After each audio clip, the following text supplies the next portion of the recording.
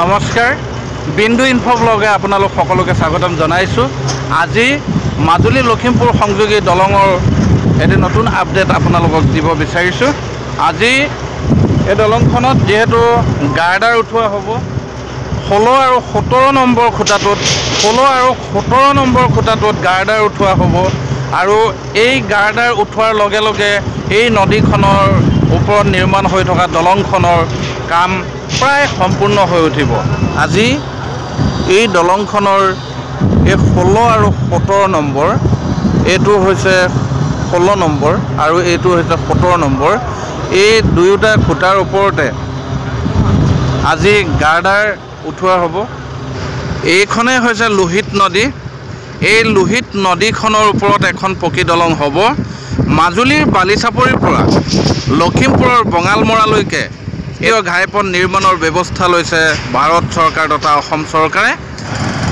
এয়া গাৰ্ডাৰ উঠাবলৈ ব্যৱস্থা কৰিছে। লোহিত নদীত নিৰ্মাণ হোৱা খুঁটাৰ ওপৰত এই ক্ৰেনখনে ইউক্লেমৰ সহায়ত গাৰ্ডাৰসমূহ খুঁটাৰ ওপৰলৈ নিয়াৰ ব্যৱস্থা কৰিছে। অসম মালা আঁচনিৰ জৰিয়তে মাজুলীৰ বালিচাপৰিৰ পৰা লখিমপুৰ জিলাৰ বঙালমৰালৈকে এটা ঘাইপথ নিৰ্মাণৰ সিদ্ধান্ত লৈছে চৰকাৰে।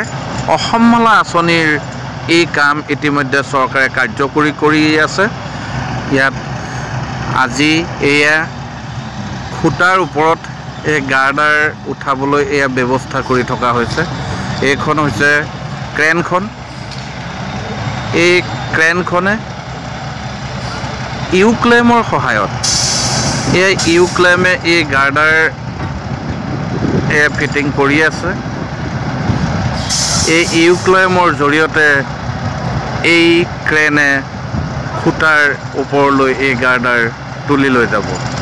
ইয়াৰ পিছতেই গাৰ্ডাৰ উঠোৱাৰ পাছতেই ইয়াত ঢালাই হোৱাৰ পাছতেই দলংখন সম্পূৰ্ণ হৈ উঠিব।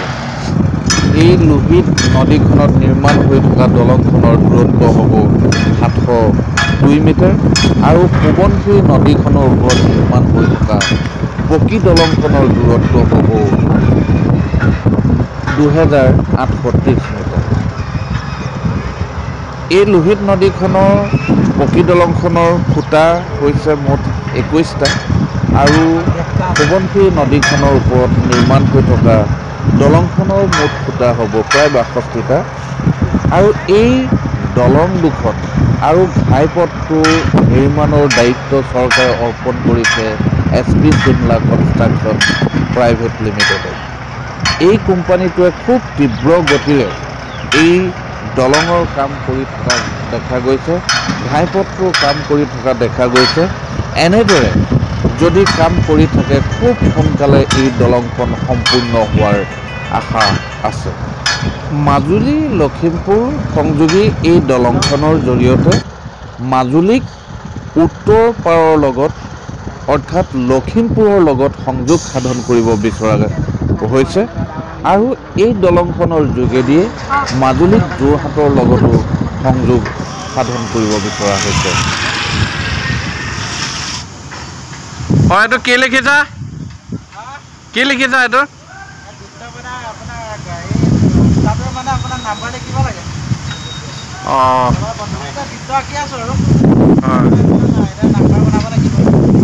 ঠিক আছে।